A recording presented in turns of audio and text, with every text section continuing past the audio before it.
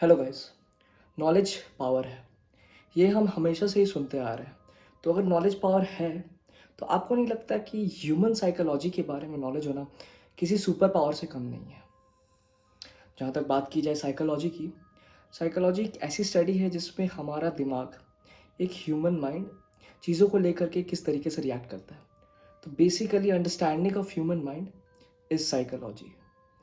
Advertisement से लेकर के फाइनेंस तक, क्राइम से लेकर के रिलीजन तक और नफरत से लेकर के प्यार तक, इन चीज़ों पे हमारा ह्यूमन माइंड कैसे रिएक्ट करेगा, यही साइकोलॉजी है। जिन लोगों को साइकोलॉजी की समझ होती है वो इस चीज़ का हमेशा इस्तेमाल करते रहते हैं। ये एक ऐसी पावर है जो सबके पास नहीं है, बट जिनके पास है उनको एक एज ज़रूर मिल जाता है। एडवर्टाइजमेंट्स को ले लीजिए, ये एक बहुत ही बड़ा एग्जाम्पल है कि कैसे चीज़ें बेचने के लिए ह्यूमन माइंड को मैनिपुलेट किया जा सकता है। दुनिया के बड़े बड़े इन्फ्लुएंसर्स इस चीज़ का इस्तेमाल हमेशा ही करते रहे हैं, और यही साइकोलॉजी को सिर्फ अपने पर्सनल बेनिफिट के लिए यूज़ करना, आगे वाले को हार्म करना, इसे ही डार्क साइकोलॉजी कहते हैं। आपको शायद ये बात सुनने में अच्छी नहीं लग रही हो कि हम हमेशा ही मैनिपुलेट हो सकते हैं या होते रहते हैं, बट ये सच्चाई है। तो आपके पास दो ऑप्शंस हैं। या तो आप इस चीज़ से इग्नोरेंट बने रहें, मैनिपुलेट होते रहें और अपनी लाइफ जैसे चल रही है उससे चलाते रहें, या आप इसके बारे में जानें, आप समझें कि ये चीज़ काम कैसे करती है, ताकि आप अपने आप को और अपने चाहने वालों को इन चीज़ों से प्रोटेक्ट कर सकें। तो इस वीडियो में मैं आपको डार्क साइकोलॉजी और उसके टेक्निक्स के बारे में कुछ बातें बताऊंगा, बट एक बात का ध्यान ज़रूर रखिएगा कि with great power comes great responsibility. तो मैं नहीं चाहता कि इन सारी चीज़ों का इस्तेमाल आप किसी और इंसान को हार्म करने के लिए करें। तो चलिए वीडियो की तरफ आगे बढ़ते हैं बिना कोई टाइम वेस्ट किए।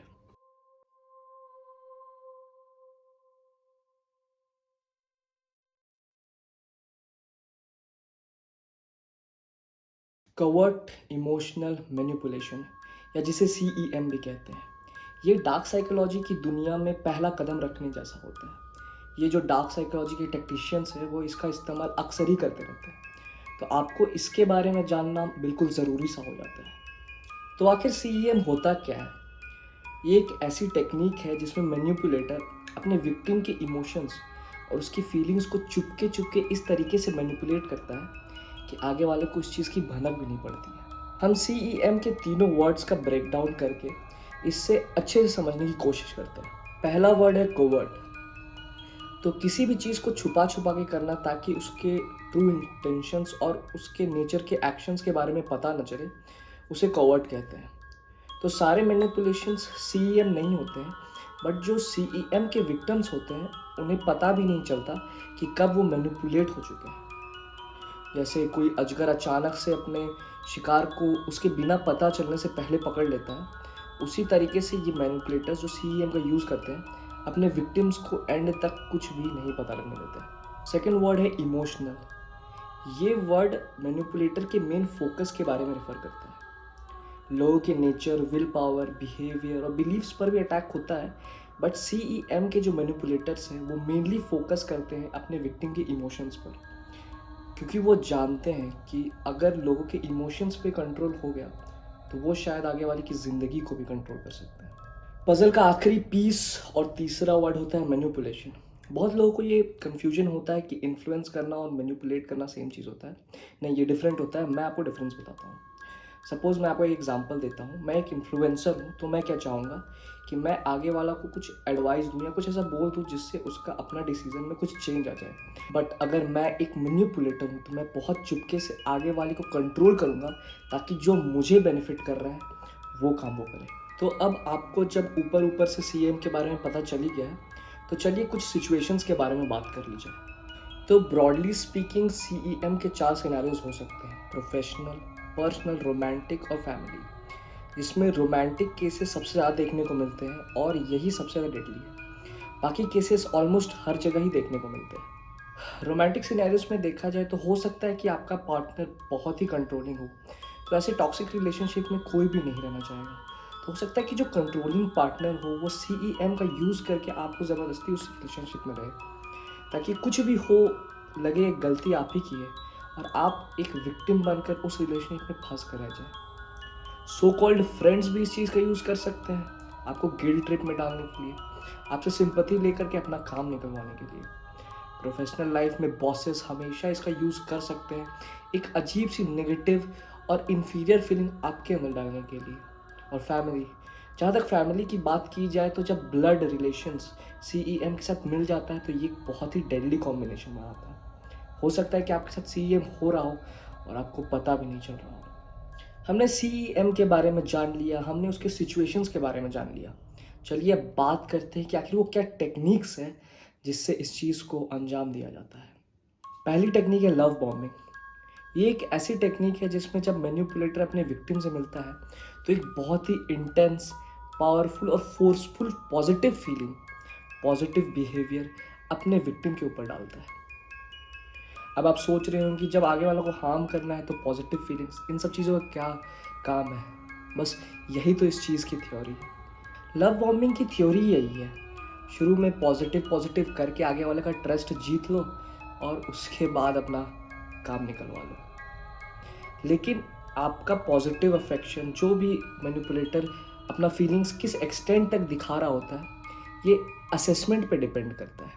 किस असेसमेंट पे? वो विक्टिम पे डिपेंड करता है। अब कैसे?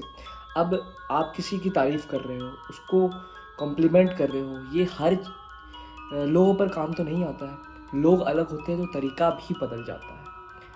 अगर कोई लोनली है, कोई डेस्परेट है, कोई अफेक्शन के लिए डेस्परेट है, तो उसमें पूरी तरीके से अपने फीलिंग्स को दिखा करके उसका ट्रस्ट गेन कर लेना।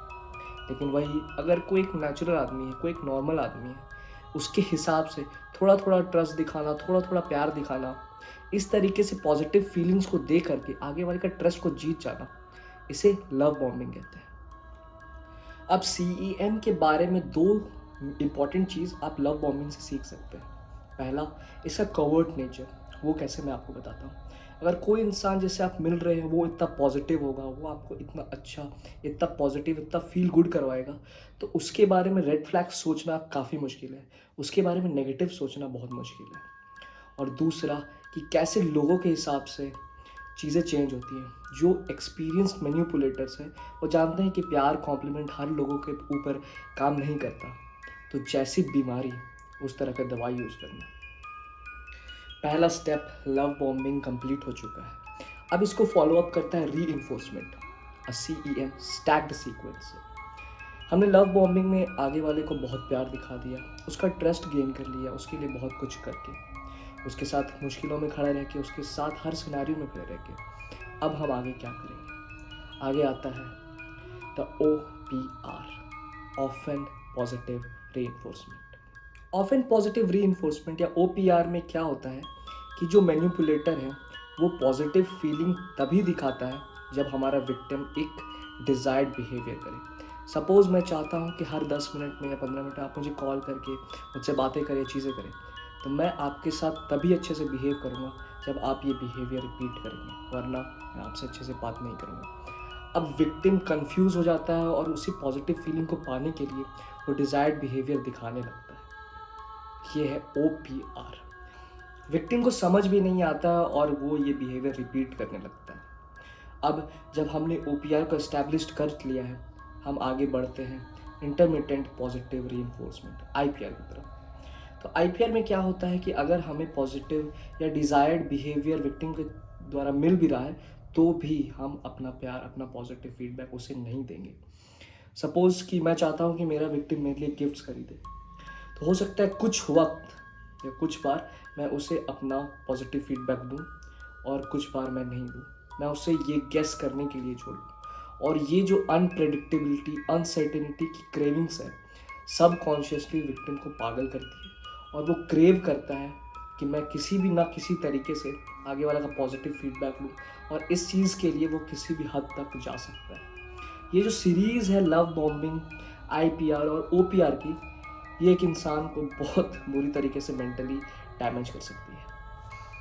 अगर ये वीडियो आपको पसंद आ रहा है तो प्लीज़ चैनल को लाइक कीजिए, सब्सक्राइब कीजिए, इससे मेरा हौसला बहुत बढ़ता है।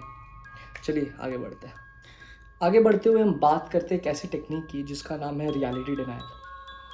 अब किसी भी इंसान के लिए अपने मेंटल हेल्थ पर किसी भी तरह का अटैक बहुत ही डेंजरस और ट्रॉमेटाइजिंग हो सकता है। अगर आपका मेंटल हेल्थ किसी ट्रॉमा, किसी स्ट्रेस या किसी बीमारी की वजह से बिगड़ रहा है तो ये थोड़ा बहुत तो जस्टिफाइड है। बट आप सोचिए कि ये चीज़ कोई इंसान जानबूझकर आपके लिए कर रहा है, तो ये कितना खतरनाक हो सकता है। रियलिटी डिनायल एक सिंपल से प्रिंसिपल को फॉलो करता है जिसका नाम है स्लोली बट श्योरली, एक ऐसा जहर जो धीरे धीरे आपको अंदर से खोखला करता है। अब रियलिटी डिनायल काम कैसे करता है इसके बारे में बात करते हैं। ये विक्टिम के छोटे छोटे cognitive skills, for example memory को टारगेट करता है, ताकि आगे वाला जो भी विक्टिम है उसे अपने खुद की मेमोरी पे डाउट क्रिएट हो जाए। मैनिपुलेटर बहुत सारे अलग अलग तरह के सिनेरियो को क्रिएट कर सकता है जिससे आगे वाला विक्टिम इस चीज़ पे फंस जाए। फॉर एग्जांपल, मान लीजिए आपका नाम हेनरी है, आप मेरे दोस्त हैं, मैंने आपके साथ लव बॉम्बिंग, IPR OPR वगैरह कर लिया। अब मैं क्या करूँगा, जब वो ट्रस्ट गेन हो चुका है तो मैं आपसे आपकी मेमोरी पे डाउट क्रिएट करवाऊँगा। मैं आपसे कहूँगा कि क्या तुमने वो सामान लाया जिसके बारे में मैंने कल तुमसे कहा था, जबकि ऐसा मैंने कुछ भी नहीं बोला होगा। आप खुद की मेमोरी में शायद डाउट करें कि ऐसा क्या सामान था, क्या मैं भूल गया। और ये चीज़ जब धीरे धीरे धीरे धीरे एक लंबे टाइम तक की जाती है तो आगे वाला बंदा अपने मेमोरी पे ही डाउट करने लगता है, अपने कॉग्निटिव स्किल्स जो जीने के लिए बहुत ज़्यादा ज़रूरी है उस पर डाउट करने लगता है। रियलिटी डिनायल इससे दो पर्पस को फुलफिल करता है। पहला, आगे वाले का खुद का स्किल्स पे डाउट क्रिएट करना, और दूसरा, आगे वाले को खुद पर, मैनिपुलेटर पर ट्रस्ट करवाना। अब सपोज़ मैंने उसकी मेमोरी पे डाउट क्रिएट तो कर दिया, बट हर जगह मैं उसके साथ खड़ा हूँ उसको ठीक करने के लिए। अच्छा कोई बात नहीं, तुम वो सामान नहीं लाए तो मैं तो हूँ ना। ऐसे कर करके ट्रस्ट और ये जहर का खेल मिला करके विक्टिम को पूरी तरीके से डिस्ट्रॉय कर देता है। तो ये थी दो कॉमन टेक्निक्स जो डार्क साइकोलॉजी के वर्ल्ड में यूज़ होती है। मैं चाहता हूँ कि मेरा जो ऑडियंस है वो इस चीज़ के बारे में जाने, ताकि वो इस प्रॉब्लम में कभी ना फंसे। दुनिया is a very bad place, you need to be smart to survive in it. चलिए फिर मिलते हैं नेक्स्ट वीडियो में, तब तक के लिए जय हिंद।